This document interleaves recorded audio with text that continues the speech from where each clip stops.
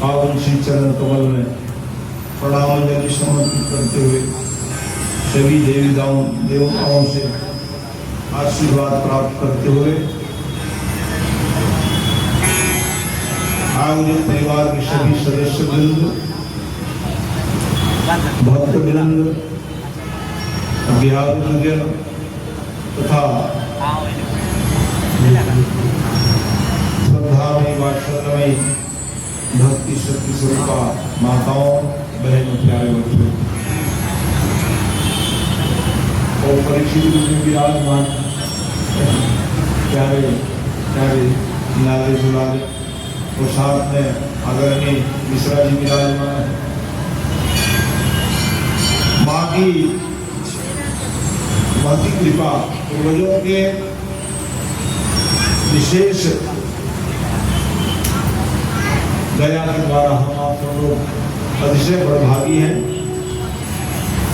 जो प्रथम पुण्य स्मृति में और अन्य पूर्वजों की स्मृति में भागवत महापुराण का पावन सत्र का शुभारंभ में कभी भगवान के मंगलमय स्वरूप को चाहे आप कलश लेकर के चले हो, भगवान को लेकर के चले हो, भागवत को लेकर के चले हो, सबका पुण्य एक ही है। पंचवेदियों में घर में आराधना पूजन के पश्चात में शोभायात्रा के रूप में माँ काली के पावन दरबार तक हम सब लोग चल करके आए। व्यासपीठ में सभी देवी देवताओं का स्थापना पूजन आराधना के बाद में आइए मन को ले चलते हैं भगवान की कथा की ओर। संसार में सब देखा ही देता है, इसलिए कथा सार होता है कि भागवत महापुराण कथा कोटि जन्म संस्थे न उन्हें नहीं चल देते। एक जन्म कौन है, करोड़ जन्म प्राप्त करने के उपरांत ही कोई भागवत कथा आप पाते सुन पाते हैं। इसलिए ये कथा जो है मोक्ष प्रदायिनी कहा गया है। एकम भागवतम शास्त्रम मुक्तिदाने न। तो पूर्वज को मुक्ति को प्राप्त करेंगे। हमारे भी कितने अरिष्ट ग्रह आदि है, उनसे भी हमको मुक्ति मिल जाए, या हमारे जीवन की बुराई है उनसे मुक्ति मिल जाए, ये मुक्ति साथ है। इसलिए आज भी भक्त लोग ये चाहते हैं कि हमारे पूर्वज मोक्ष के अनुगमन कर ले और हमको भी ज्ञान मिल जाए। द्वितीय ज्ञान मुक्ति कहा गया, इसलिए ज्ञान के अभाव से ही हमको मोक्ष नहीं मिल पाता है। जो मन में आए करते रहते हैं। ये ज्ञान कथा, ज्ञान के द्वारा जीवात्मा अपने विगति को प्राप्त कर जाते हैं। वैसे भागवत महापुराण की कथा को हम नमन करते हुए आज के दिन को गोकर्ण नाम से जानते हैं। गोकर्ण देखो नाम ही तो रहता है।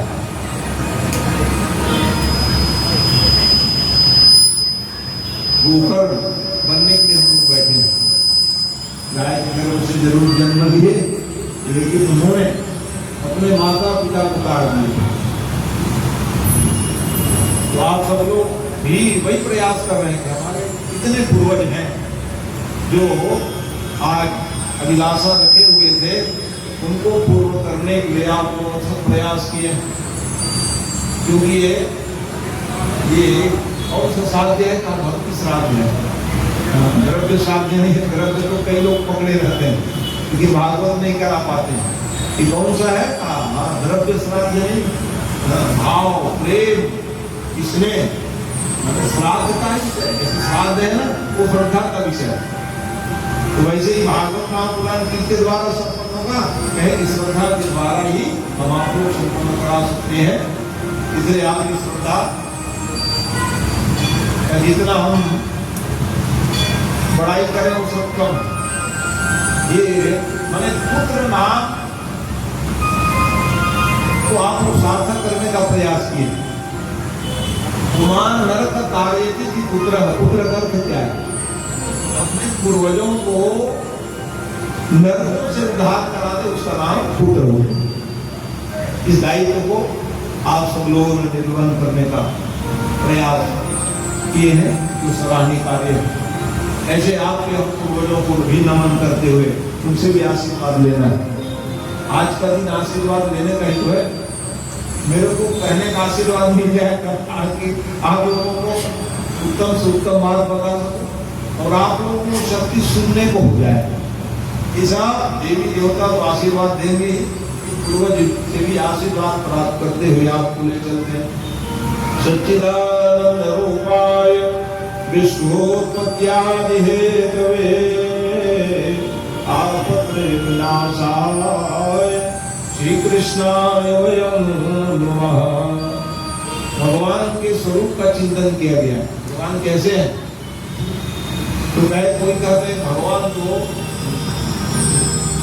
सांवले स्वरूप में है, जैसे सच्चिदानंद रूपाय विश्वोत्पत्त्यादि हेतु सच्चिद और आनंद के निधान भगवान है। तो जो व्यक्ति भगवान को अपने चित्त में बसा लेते हैं उसको ये आनंद आएगा। चित्त शांति कैसे होगी? जो तो बसे हैं भगवान जो हृदय सर्व में तिष्ठति, जीवात्मा ढूंढते रहते भगवान कहाँ है। भगवान तो हमारे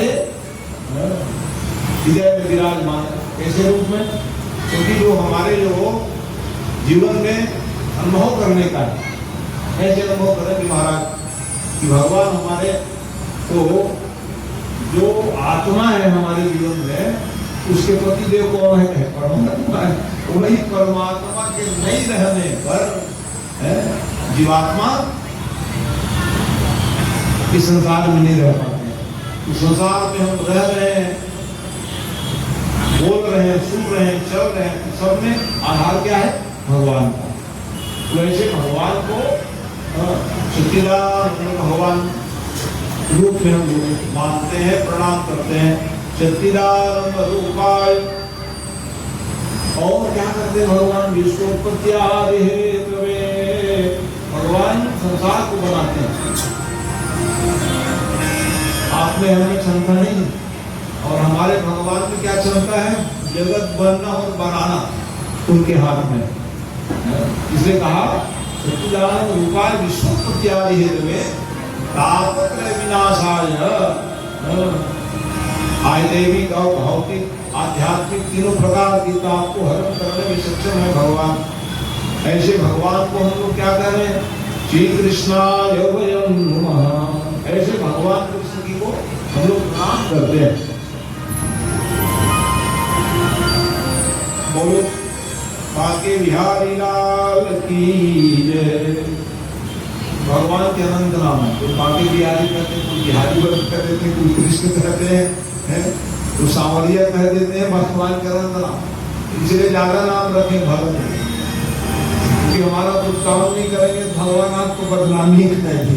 हम इतने दिन से आपके नाम ले रहे हैं भिन्न भिन्न नाम से, यदि हमारी मान जाए भावना को पूर्ण नहीं करेंगे प्रभु तो आपकी बदनामी है। इसलिए भगवान उस काम को पूरा करा देते हैं। इसलिए अनंत नाम है भगवान।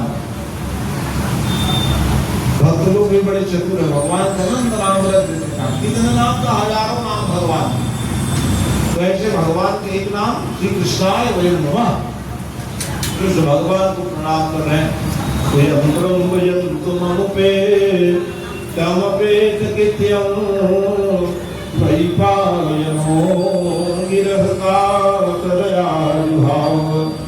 पुत्रेति तन्मतया तरोभिनेदो तं सर्वभूतहृदयं मुनिमानतोऽस्मि। ऐसे भगवान की जो कथा है हमको प्राप्त कैसे हुए ये विचारने वेद व्यास भगवान अड़ित है। वेद के जो मंत्र हैं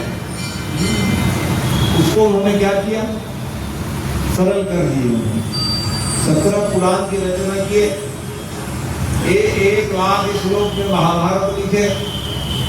शांति नहीं मिली तब श्रीमद् भागवत महापुराण, श्रीमद् भागवत महापुराण में भगवान का ऐसा ही वांग्मय मूर्ति कह रहे हैं। भगवान के वांग्मय मूर्ति ही कृष्ण है। ये जो भागवत है ना, हाँ भगवान की मूर्ति। द्वापर के में भगवान गए ना तो उद्धव जी महाराज आए और कहने लग गए, महाराज कहाँ जा रहे हैं आप? मैं कहाँ जाऊंगा भैया? उद्धव जी आप धर्म का प्रचार करेंगे तो आधार क्या रहेगा महाराज प्रचार करने के लिए? तो कहा हम ही भागवत ग्रंथ में विराजमान कभी रहे। उद्धव जी ने तो भी जाऊंगा कह रहे, जैसे राम जी गए भगवान जी छोड़ दी धर्म के प्रचार करने के लिए, वैसे ही उद्धव के निवेदन करने पर भगवान ने साक्षात भागवत माने भगवान का स्वरूप है। भागवत में जैसे 4 अक्षर है, धर्म अर्थ काम और मोक्ष। अंत में क्या है? हम लोग मोक्ष पाने के लिए मनुष्य धारण किए, ये बात जानकारी होनी चाहिए। अन्य काम तो करिए अच्छी बात है, लेकिन मुक्ति कैसे मिलेगी? इसलिए कहा पहले धर्म पूर्वक अर्थ का उपार्जन करिए तो क्या होगा? आपका कामना पूर्ण हो जाएगा और उसके बाद फिर मोक्ष मिलेगा। इसलिए अर्थ अनर्थ का कारण न बन जाए, ये भी प्रयास करना चाहिए आपको। तो ये 4 अक्षर है, धर्म अर्थ और काम और मोक्ष। इस प्रकार से जो भगवान के शरण में आके भगवान उनको मुक्ति प्रदान कर देते हैं, ऐसे वेद व्यास भगवान को हम प्रणाम करते हैं। और उससे बड़े और किनको प्रणाम कर रहे हैं? सुखदेव जी महाराज जो बाल अवस्था में ही निकल पड़े, जंगल में वापस लौट करके नहीं आए। ऐसे सुखदेव जी को प्रणाम करते हुए नारायण नमस्कृत्य नरं चैव नरोत्तमं देवीं सरस्वतीं व्यासं ततो जयमुदीरयेत्। और फिर सरस्वती मैया को प्रणाम करें, क्योंकि वो वाग्दायिनी है, उनके बिना क्या बोल पाएंगे हम। इसलिए तो सबको प्रणाम करते हुए कथा बताने लगे। नैमिषारण्य क्षेत्र की कथा। हे वेदा निमिषे क्षेत्रे ऋष्य सौनकार्य। तो कहते हैं नैमिषारण्य क्षेत्र। एक बार जैसे अभी कलयुग में है हम लोग, 27 कलयुग बीत चुका है और 28वें कलयुग में हम लोग अभी हैं। इसके पहले कहीं रहे होंगे ये हमको विदित नहीं। और कलयुग का उम्र जो है 4,32,000 है और 5,500 वर्ष हुआ है। ये परिवर्तन होते रहेगा आगे पीछे समय। तो ऐसे स्थिति में जैसे कभी कभी लगता है वो कलयुग का वर्णन सुनोगे ना तो हम विचार करने लग जाते हैं क्या होगा भगवान। तो वैसे ही समय आ गया एक बार कलयुग। तो सूत जी महाराज के सूत जी का परिचय जान लीजिए। सूत जी महाराज अयोनी में उत्पन्न हुए और व्यास जी महाराज से दीक्षा ले ली। व्यास भगवान से दीक्षा ली। गुरु की कृपा से भी वो ज्ञानी हो जाते हैं। गुरु भी न हो ज्ञान, ज्ञान तो हो विराग। मिश्रा जी के गुरु जी शंकराचार्य जी महाराज जी गुरु पीछा जी। तो गुरु भी न हो ज्ञान, ज्ञान तो हो विराग। जैसे ही उपाव छलाया दीक्षा लेने के बाद कहा जाओ जाओ ये आप पुरान बात हो कहते हैं। इस परिस्थिति में शौनक आदि 88,000 ऋषि महात्मा पहुंच गए। कहाँ पहुंच गए? विशाल क्षेत्र में कैसे पहुंचे ब्रह्मा जी पास में गए जब कलयुग का जब प्रकोप चला तो सभी लोग व्याकुल हो गए और व्याकुल हो जाने पर ब्रह्मा जी के पास में गए। ब्रह्मा जी महाराज एक चक्र प्रदान किए, ये चक्र की गति जहां रुक जाएगी वही बैठ के प्रवचन सुनना होगा है, वही विशाल क्षेत्र है, चक्र तीर्थ कार्य है। इसीलिए वो आज भी पावन स्थल है जहां पर सूर्य महाराज की गद्दी लगी हुई है। सूर्य महाराज कथा सुनाए तो जब तो विष्णु ने प्रश्न किए, महाराज आप कृपा करके बताइए मनुष्य का कल्याण कैसे होगा, कल्याणगामी व्यक्ति को क्या करना चाहिए का प्रश्न था। यूं तो 6 प्रश्न में पूरा भागवत समाहित हुआ है, 6 प्रश्न किए और पूरा 18,000 श्लोक, 335 अध्याय और 12 स्कंध है भागवत महापुराण। तो प्राणी मात्र का कल्याण कैसे होगा? तो कहे भगवान की कथा को सुननी चाहिए महाराज। तो श्रवणे नहीं हो मंगल, ये जो कान दिए क्यों दिए भगवान ने? कान इसलिए दिए हैं कि भगवान की कथा को आप सुनो, आपका जीवन धन्य हो जाएगा। इसीलिए प्राणी मात्र कितने बार कथा सुने रहे, दौड़ पड़ते कथा सुनने के लिए कि श्रवणवंत अस को जग माही जाहि रघुपति चरित्र सुभाई। ये जो ऐसे कौन कान वाले होंगे जिसको कथा प्रिय न लगेगा, इसलिए और जिसके कान जो है भगवान की कथा सुनने के लिए निरंतर लगे रहे तो जान लो ऐसे जीवात्मा के हृदय में भगवान बस जाते हैं। ये नियम है। भगवान को उठार हुए पृथ्वी जी महाराज 10,000 कान मांगे वो हम लोग 2 कान से प्रदान है। हम लोग कान को कहाँ देते हैं, हमारे बारे में बोल रहे हैं क्या, ऐसा लगा लेते हैं तो मेरे बारे में बोल रहे हैं क्या, ये भाग करा जाता है। तो ये जो कान जो है भगवान कथा सुनने के लिए नहीं सुन पाओगे तो वो दिन हरि कथा सुनी नहीं कारा श्रवण रंध्रे भवन समारा। भगवान की कथा कानों द्वारा नहीं सुनोगे तो क्या हो जाएगा, ये कान जो है सर्प के बीन बन जाएगा। इसलिए भगवान कथा को सुननी चाहिए। हमारे प्रत्येक अंग जो दिए भगवान ने सबका हेतु है, क्या क्या करना चाहिए इस शरीर में। प्रसंग आया और बताऊंगा मैं, अभी जो प्रसंग आया उसमें बताया कान जो है क्यों दिए भगवान की कथा सुनने के लिए। तो वैसे ही श्रवण महाराज ऐसे कथा सुनाए जो हमको समकाल ऋषि कहने लगे, श्रवण सुनने में मंगल हो जाए महाराज हमारे। इसलिए आप कृपा करके कथा सुनाइए।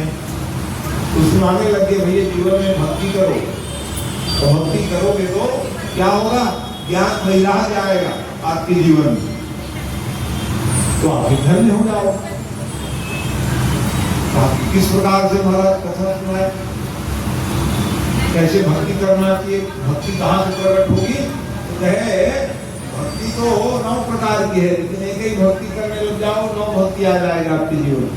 इसलिए कहा श्रवणम, पहला भक्ति क्या है, भगवान कथा को सुनने के लिए जहाँ पर सत्संग हो रही जानी चाहिए, सुननी चाहिए। कहा तो सब फिर 9 भक्ति आपके जीवन में अनायास प्राप्त होगी। इसलिए कहा कि अच्छा ठीक है महाराज, तो मिलेगा कहाँ जी, सत्संग के दरवाजे में जाओगे तो मिलेगी आपके जीवन। भक्ति स्वतंत्र सकल सुख खानी, बिनु सत्संग पावहि प्राण। सत्संग करने जाओगे तो फिर पूरा खजाना ही आपके जीवन में आ जाएगी। ये भक्ति है। इस प्रकार से तो कथा में उसी बात को बताने लगे, भक्ति माँ है और ज्ञान वैराग्य उसके पुत्र है। प्रथा बताने लगे।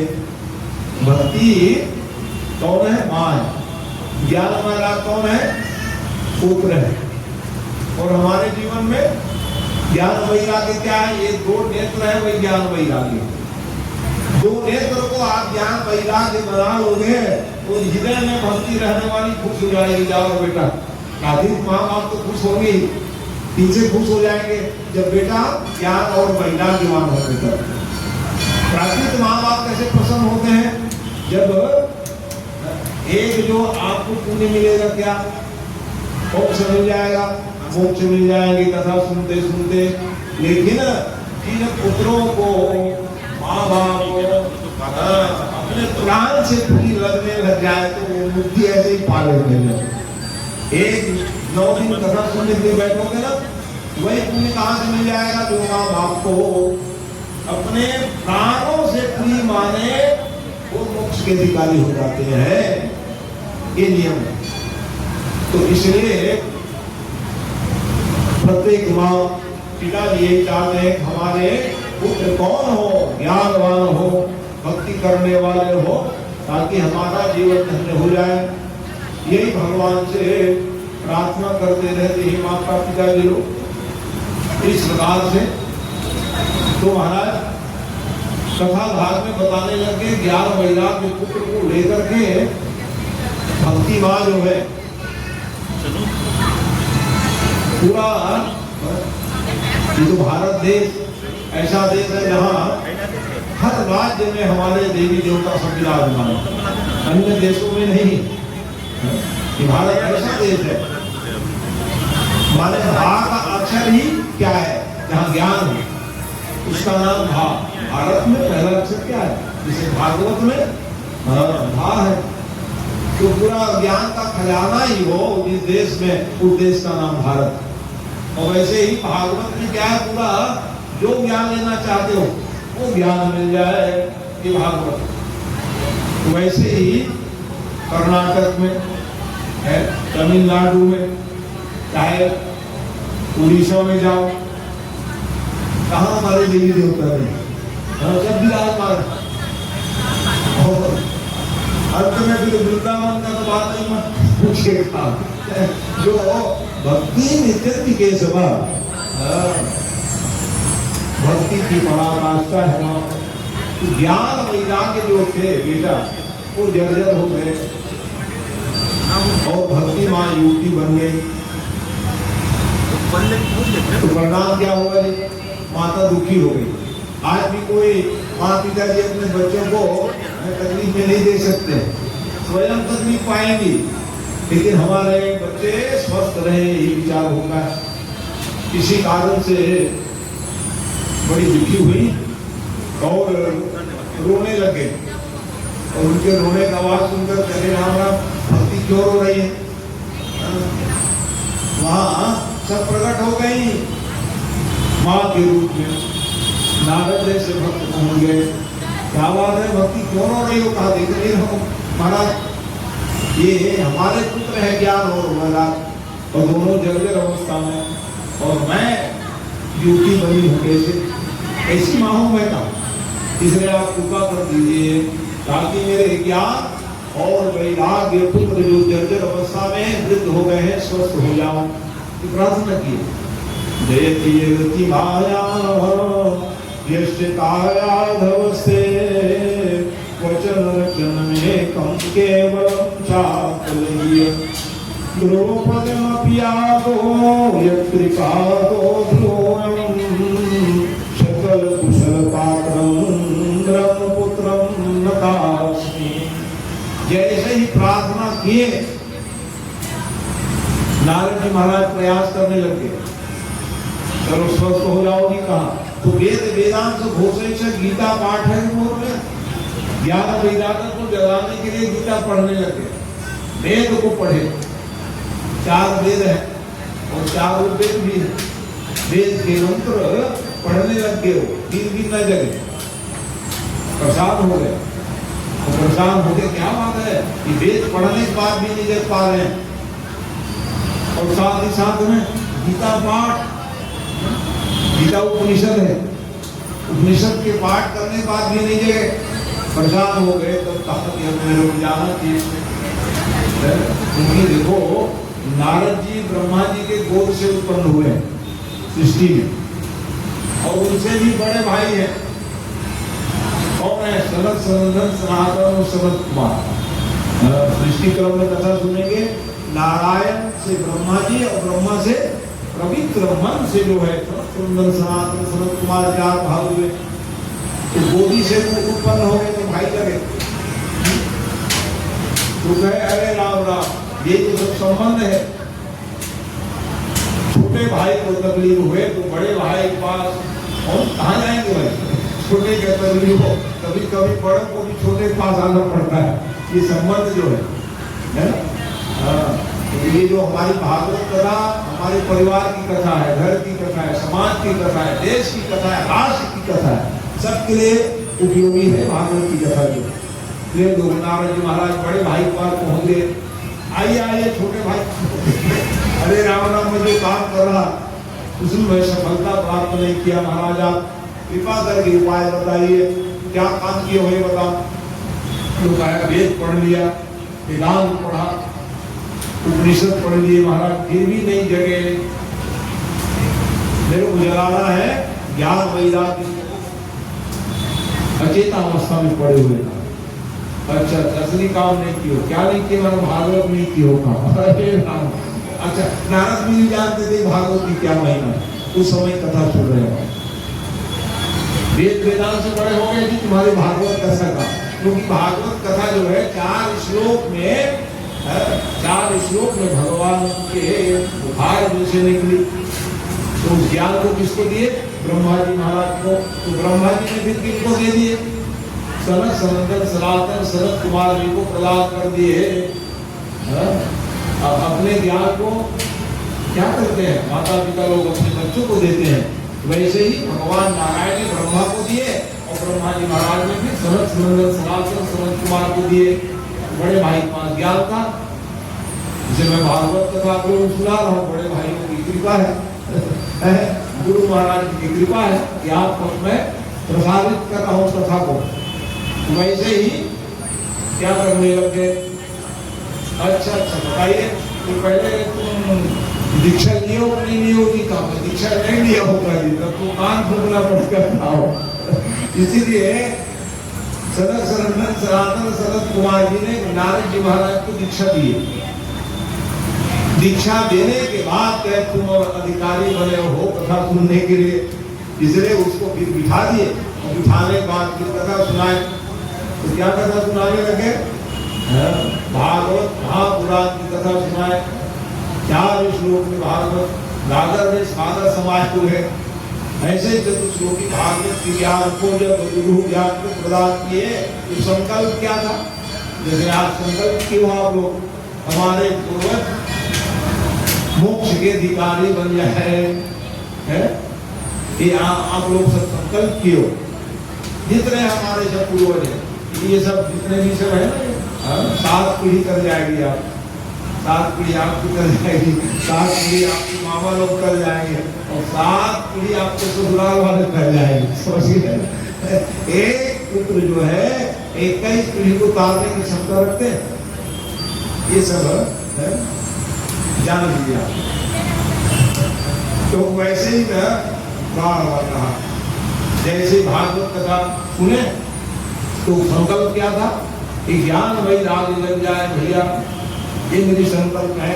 इतने में क्या हुआ? भागवत कथा सुनने के बाद भक्ति सुनौ करुणी गृहीत्वा प्रेमय गिराजे सहसा विराजे श्री कृष्ण गोविंद हरे मुरारे नाथे नामानि मुहुर् वदन्ति। भगवान का भजन होने लग गए वहाँ। आइए यहाँ भी भजन हो जाए।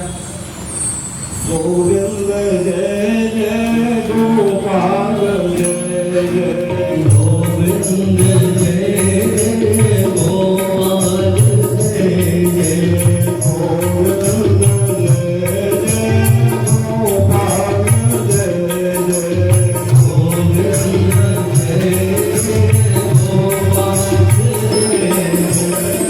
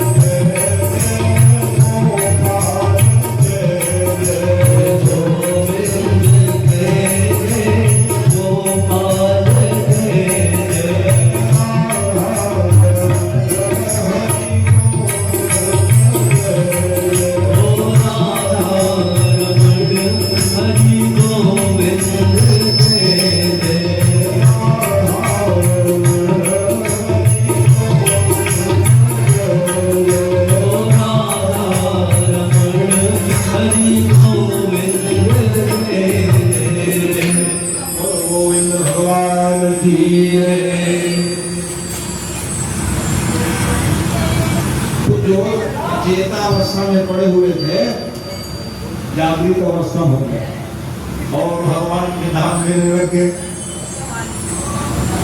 आश्चर्य हुआ, इनको आश्चर्य हुआ। नारद जी महाराज भक्ति मां प्रसन्न हो गई और प्रसन्न होकर के भगवान से प्रार्थना करने को आप कृपा करके दर्शन दे दी। भगवान तो भाव के भूखे हैं। भगवान जो है वहीं पर भक्त प्रश्न करने भगवान कहाँ मिलेंगे? तो भक्त भी बता रहे नाहम प्रसादे वैकुंठे ज्ञान नाम हृदय योगी च मत भक्त्या यत्रदायति तत्र तिष्ठामि आनंदः। अब कोई कहेंगे भगवान वैकुंठ में रहते, कोई कहेंगे भगत लोग पुकार लगाते भगवान आ जाते हैं, और कोई कहेंगे भक्तों के हृदय में विराजमान रहते हैं। लेकिन भगवान कह रहे हैं कि देखो जहाँ भक्त हमें पुकारे प्रेम से वही रहते हैं। भगवान को प्राप्त करने की विधा क्या है? भगवान कैसे मिलेंगे, भगवान को कैसे पाएंगे हम, ये विषय मुख्य है। इसलिए भक्ति पूर्वक प्रेम पूर्वक भगवान को भक्त लोग पुकारने लग जाते हैं, भगवान कृपा करते हैं। इसलिए हमको आपको सबको भगवान की भक्ति करनी चाहिए। श्रेष्ठ माना गया भगवान की भक्ति। जो अन्य साधन कर पाएंगे कि नहीं, ज्यादा जप कर पाएंगे कि नहीं कर पाएंगे, तो भक्ति क्या है? भजनों की भक्ति, भगवान का नाम लो वो भी भक्ति है। तो कब हम नाम ले महाराज काम के मन खुश नहीं कहते हम लोग, तो कैसे बनेगा? काम करते करते भी भगवान का नाम लो, वो श्रेष्ठ भक्ति का, वो तो कर सकते हैं है ना। काम तो करना आवश्यक है, काम करते करते भी भगवान का नाम जो बुला लो वो भी श्रेष्ठ भक्ति माना गया है। तो इस प्रकार से जब इसने लिखा कि भगवती बंत पतिनी चौ प्राणी अमोई प्राण प्रिय जिय जानी।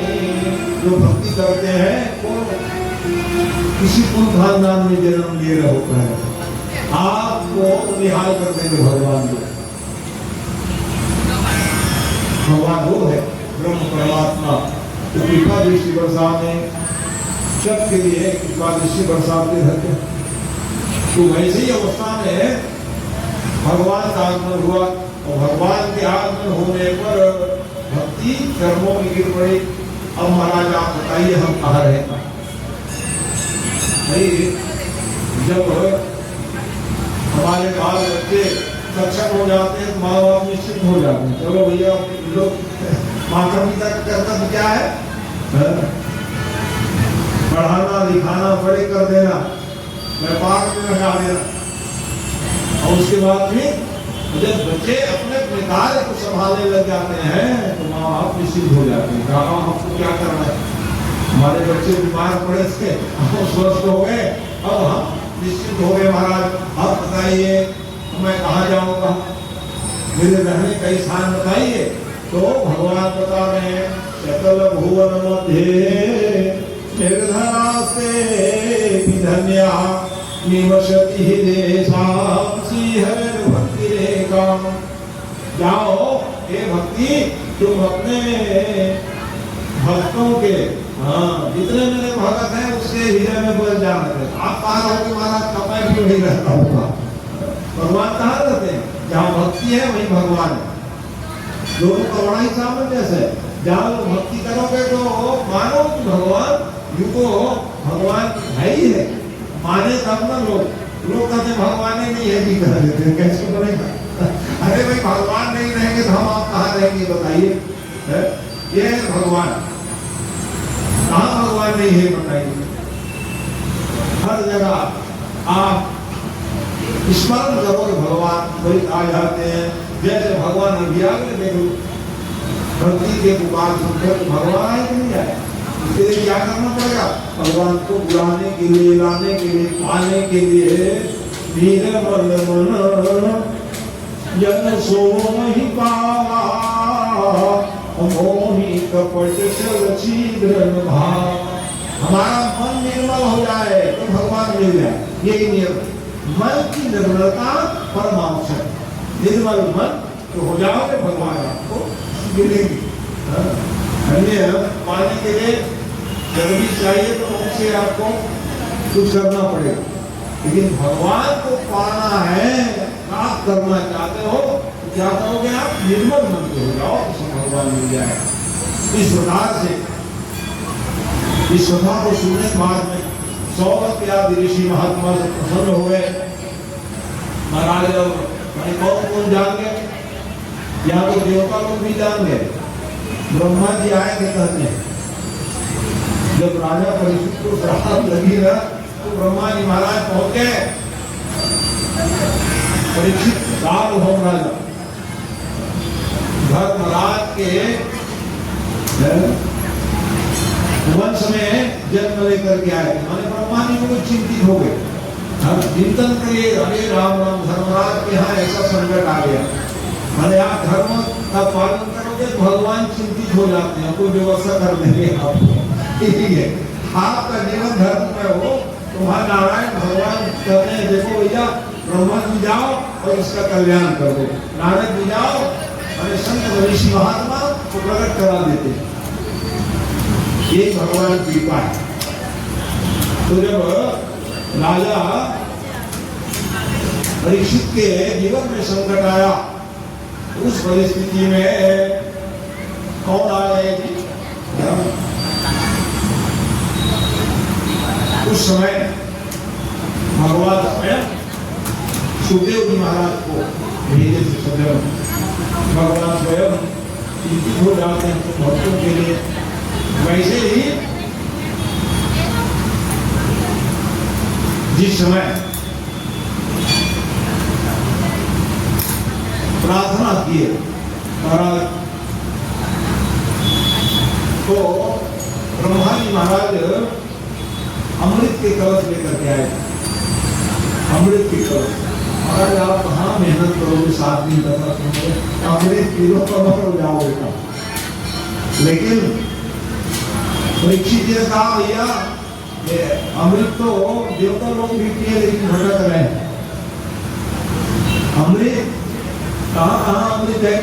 कोई टेंशन अमृत है करके आप लोग खीर बना के लटकाते हैं, लेकिन चंद्रमा को लाभ क्या है? एक पक्ष में उजियाली और एक में अंधेरा अंधेरा। कोई कह दिए समुद्र में अमृत प्रकट हुआ जी, देवता दानव लोग बंधन किए लोग, लेकिन समुद्र के फिर जो जल है वो खाना जो हो गए। इसलिए अब तो मुखे फटिना मुखे वा स्वर्गे वसति वै विपुलां वदन्ति साराच्छयात् पदसुतां समुद्रतुदाहे तनुते वसति वै भगवज्जनानां।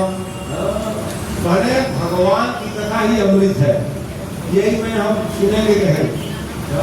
अमृत को ठुकरा दिए, ब्रह्मा जी लौट गए ब्रह्मलोक में और तराजू पाट रखे तौले उस साधे साधन एक तरफ बेक्रम भागवत पोथी जो है। भगवान को कौन तोड़ सकते हैं बताइए?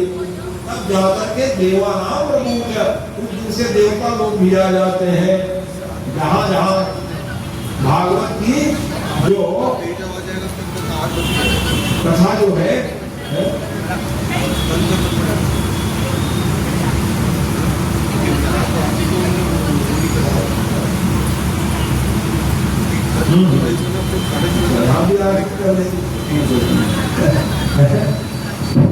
कथा तो अनंत है, अनंत भाव को जितना गा सकता हूँ वो मुख्य विषय हम ये कह रहे हैं। गोकर्ण जो है, देखो आध्यात्म व्याख्या करोगे तो गुरुकाली और गोकर्ण की कथा है। गुरुकाली कौन है? जो विषय वासना में बन जाए उसका नाम गुरुकाली। गोकर्ण कौन है? धर्म का परिपालन करते हैं, समाज में चलते हैं। तो समाज में चलोगे तो आप तो करोगे दूसरों को भी तार सकते हो। कुमार्ग में चलोगे तो आप ही जाए और दूसरों को ले चलो। एक गोकर्ण धूमकारी की कथा जिसके माध्यम से माता पिता को करे, गांव वाले भी कर गए और अंत में जो वासना में बन गए थे भागवत कथा के द्वारा कौन कर गए, धूमकारी कर गए। तो जीवन में क्या करना चाहिए, समाज में चलिए ताकि आपकी गति बिगड़ न जाए। क्योंकि मनुष्य देह जो मिला है 84 लाख योनि प्राप्त करने के बाद में मनुष्य योनि। इस कारण से साधन दान मोक्ष कर द्वारा पारी न जई परलोक में सवार।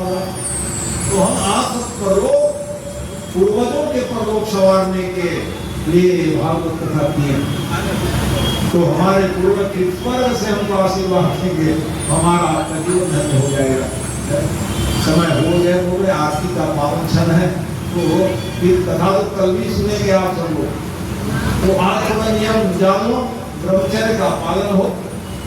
और देखो सद जाए सके तो एक समय भोजन करें और नहीं तो बीच में और क्योंकि शरीर जो है, शरीर साध्य खगम सेवनम लिखा है शास्त्र। शरीर सदैव नहीं, बीमार पड़ जाओगे कथा कौन सुन पाएंगे। इसलिए पहले नियम रहे ये शरीर साथ सद जाए, उसका नाम उपास है। उपास का मतलब ये उपास है माने अब कहीं बिस्तर में पड़े रहोगे कैसे बनेगा।